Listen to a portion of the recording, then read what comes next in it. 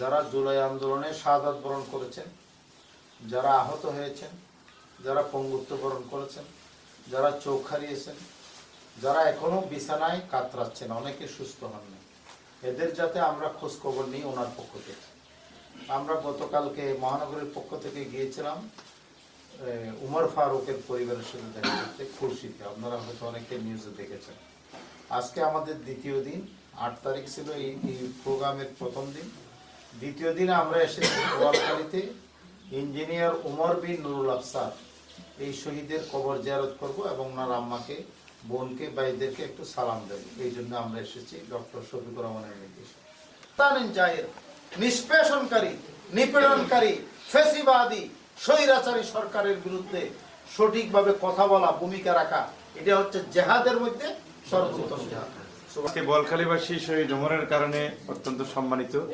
এই কারণে যে আজকে খুব সুশৃঙ্খলভাবে একটা জামাত ইসলামীর কর্মসূচির অংশ হিসেবে শহীদ পরিবারের সাথে সাক্ষাৎ, কবর জিয়ারত, এই কর্মসূচির অংশ হিসেবে আমরা মহানগরী জামাতের আমির জনাব নজরুল সাহেবকে পেয়েছি এবং দক্ষিণ জেলা আমির আনোয়ার ইসলাম চৌধুরীকে পেয়েছি, আরও মাহমুদুল্লাহ ভাই সহ সকল নেতৃবৃন্দকে পেয়েছি।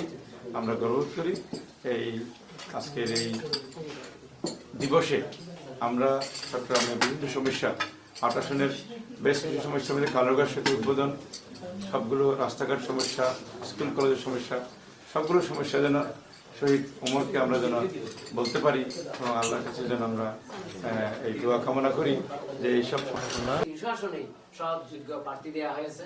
আমরা শহীদের জন্য যেমন দোয়া করব, শহীদের অসমাপ্ত কাজ সম্পন্ন করার জন্য আগামী নির্বাচনে সৎ এবং যোগ্য প্রার্থীকে জামাত ইসলামের মনোনীত প্রার্থীদেরকে বিজয়ী করার চেষ্টা করব।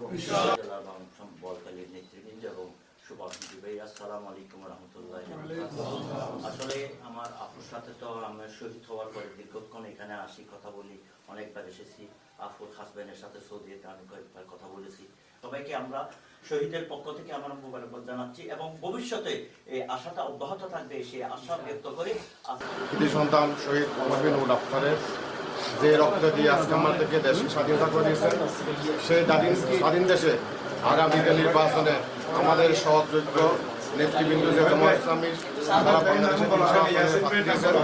সেই সমস্ত প্রার্থীদেরকে আমাদের রক্ত দিয়ে সহযোগিতার মাধ্যমে বাংলাদেশকে একটা ফ্যাসিস্ট মুক্ত, হিংসা এবং ন্যায় প্রতিষ্ঠার জন্য বাংলাদেশ সবার সহযোগিতা